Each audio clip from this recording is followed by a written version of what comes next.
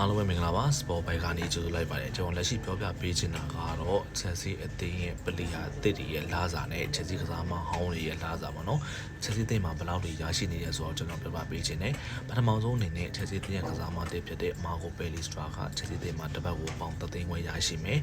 မော်ဂန်ရောဂျာကလည်းပေါင်3သိန်းခွဲပေါ့နော်အီမန်ကာကပေါင်9000ဒီယိုဂျီယိုဘယ်နီကွမ်နာကပေါင်3000ခွဲအစားရှိတဲ့ပြည်ဒီကစားမတစ်တွေကရရှိတယ်ချက်စီအသင်းမှာလာစာအများဆုံးကတော့ Wesley Fofana ကပေါင်3သိန်းသူနဲ့သူတို့ Regain ကလည်းပေါင်3သိန်းပေါ့နော်အဲ့ဒီနှစ်ယောက်ရဲ့နောက်အောက်မှာဆိုရင်ကျွန်တော်မိုက်ရက်ခိုင်စီတို့ကပေါင်3သိန်း8000 Enzo Fernandez ကလည်းပေါင်3သိန်း8000ရရှိတယ်ပြီးတော့ Petronan သူကပေါင်3သိန်း6000အဲ့ဒီအောက်မှာတော့ကျွန်တော်ကိုပါမာကပေါင်3သိန်း3000ဂျာအို Petro ကပေါင်3သိန်း2000ခွဲတိုစင်ကပေါင်3သိန်း2000ဟာဒိုကလည်းပေါင်3သိန်း2000ပြီးတော့ကျွန်တော်ကေတန်ကပေါင်3သိန်းနဲ့8000ဒီလက်ကပေါင်3သိန်း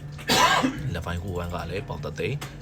မူဒရစ်ကလည်းပေါင်3သိန်းပေါ့နော်နီကလက်ချက်ဆန်ပေါင်3သိန်းဘာရီယာရှီလီပေါင်9000အဲလက်ဒီဆာစီကပေါင်8000ရောဘတ်ဆန်ချက်က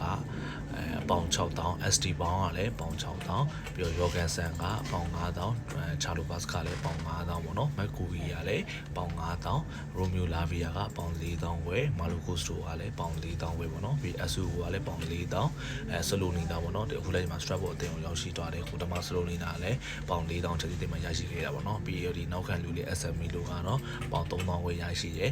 မမဒူဇာကလည်းပေါင်3000ဝယ်ဒေးဗစ်တက်စတိုဖိုဖာနာကပေါင်1000ဝယ်ပြီးတော့ကျွန်တော်တို့ကလက်စ်ဝယ်လေးပေါ့နော်ပြီးခဲ့တဲ့နှစ်မှာ Web4 တွေအငှားတော့ရောက်ကစားတယ်ဝယ်လေးကလည်းပေါင်1000ဝယ်ရရှိတယ်ပြီးတော့ကျွန်တော်အချမ်းပေါင်ကတော့ပေါင်9000ဝယ်ရရှိတယ်ပေါ့နော်မိုက်ပန်နာတို့ဘယ်လောက်ရလဲဆိုတော့လက်ရှိမှာတော့ပေါ်ပြထားခြင်းတော့မရှိဘူးလက်ရှိမှာချက်စီတင်ကစားမကြီးဖြစ်တဲ့မာကိုပယ်လီစတာနဲ့မော်ဂန်ရောဂျာတို့ကတော့ကစားမတက်တည်တဲ့မှာလာစားအများဆုံးပဲပေါ့နော်ပေါင်3သိန်းခွဲထိနေရာကရရှိနေတယ်ကျွန်တော်တို့ကွမ်တာကတော့ဂျိုဘန်နီကွမ်နာပေါင်3000ခွဲပဲရတယ်အီမန်ကာကတော့ပေါင်9000လို့ရပါတယ်ဒါတော့ချက်စီတင်ရဲ့ကစားမတက်တည်ရဲ့ player waste နဲ့ချက်စီရဲ့ကစားမဟောင်းတွေရဲ့ဒီ player waste ကိုကျွန်တော်လည်းပြပြပေးရပါဒီအချက်လက်တွေကတော့ Game Sport ကပေါ်ပြထားတဲ့အချက်လက်တွေကိုကျွန်တော်ကိုးကားပြီးတော့ပြပြပေးခဲ့တာဖြစ်ပါတယ်အခုလိုမျိုးဒီချက်စီတင်နဲ့ပတ်သက်တဲ့သတင်းတွေကိုလည်းနောက်ပြီးတော့ထပ်မံပြီးတော့တင်ဆက်တော့ဖို့ရှိပါတယ်ခင်ဗျာအားလုံးပဲကျေးဇူးတင်ပါတယ်